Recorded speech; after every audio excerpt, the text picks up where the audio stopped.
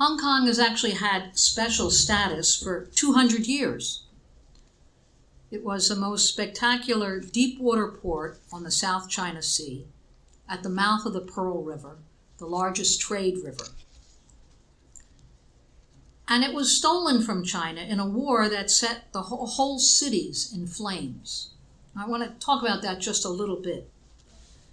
When the British and the French and the Spanish and the Portuguese and the US merchants were setting up colonies and trading stations, and also forcing peoples throughout Africa, throughout the Americas, throughout Asia, to sign completely unequal treaties, when there was any treaty at all, was an era of aggressive slave trade, the genocide of the indigenous peoples.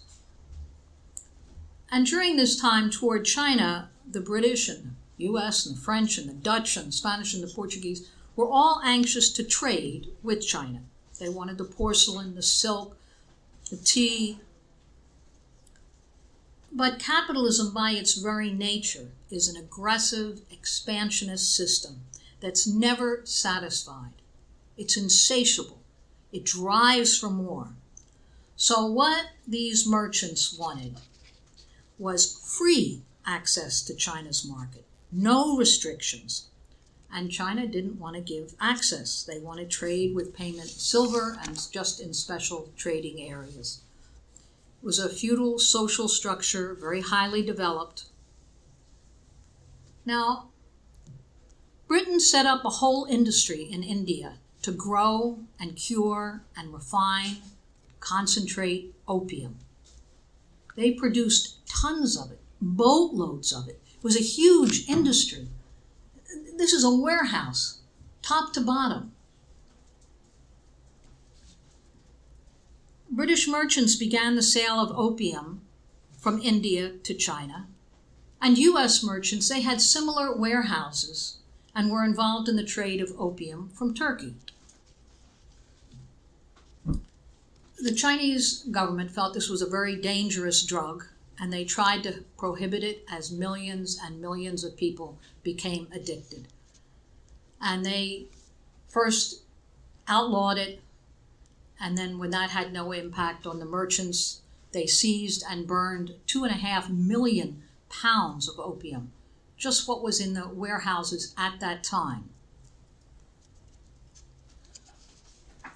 There were 2 wars fought and lost by China to try to restrict the opium trade. But they didn't have the military technology of the West. There was a British invasion of China with gunboats, more powerful than any weapons that the Chinese Empire had. And the British, in a block with the other imperialist powers, set up a blockade of the Pearl River. They sent a full-scale military expedition, naval expedition, with 44 armed steamships, heavy cannon, rockets, infantry, long-range fire, and the antiquated Chinese warships were absolutely destroyed. And then the British ships sailed not only up the Pearl River, up the Zhujiang River, the Yangtze River.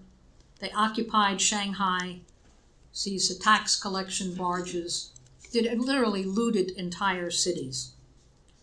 China was defeated and was forced to sign a completely unequal treaty, a whole series of unequal treaties. The US also had a whole series of completely unequal treaties that gave these merchants access to all the major port cities in China. And in fact, these treaties were really terms of surrender. China was actually forced to pay reparations for the burned opium. And these fleets of ships, US Navy, British Navy, they had riverboats that sailed 1,000 miles inland, dominated also all the coastal waters. This map is very interesting if you can make it out, but it shows this network going into all the rivers of China for the opium trade. A lot of other trade. If you didn't like the terms a merchant gave, you simply blasted the gunboats and destroyed the warehouse. That settled it. And this was well understood. The there was foreign military stationed in China to back up. It was not only the warships. There were U.S. Marines on the armored warships all along China's coast, and there were special fleets of river gunboats, the U.S. Navy. So this is something we don't study in history. U.S. Marines patrolled China's rivers 1,000 miles inland, and they were there to enforce trade interests and suppress uprisings. And there were many uprisings, many. There were U.S. Marines garrisoned in Beijing, in Guangzhou, then called Canton, in Shanghai, from 1818 to 1949. That is 130 years of occupation, and you won't find it in a U.S. history book. They trained and educated a whole army of collaborators and administrators. There were Christian missionaries who established churches. European law in all matters took precedence. This pompous military officers of all the imperialist countries gathered together. It's like a group photo. It shows they operated as one in this theft. Now, China called this a century of humiliation. Hong Kong, Britain's deepwater port, military and naval base, its warehouses, was a base of operations for this entire imperialist domination. Now, the Chinese Revolution, was one of the biggest upheavals in history. The standing of the Chinese Communist Party is based in no small part on its ability over the past 70 years to break with the humiliations, chaos, and constant war, the famines caused by past gunboat diplomacy, the decades of occupation by numerous foreign troops, the harsh and unequal treaties. The new communist government's intention was to ensure stable development, broad prosperity, while resisting foreign intervention. And this was a promise that Mao Zedong made in October 1949 while proclaiming the founding of the People's Republic of China. Mao declared the Chinese people, comprising a quarter of humanity, have now stood up. In the same talk, he warned that every day and every minute, the imperialists will try to stage a comeback. It's inevitable. It's beyond all doubt. But we will emerge in the world as a nation with an advanced culture, our national defense will be consolidated, and no imperialist will ever again be allowed to invade our land. So there was great determination, but China was also an impoverished country,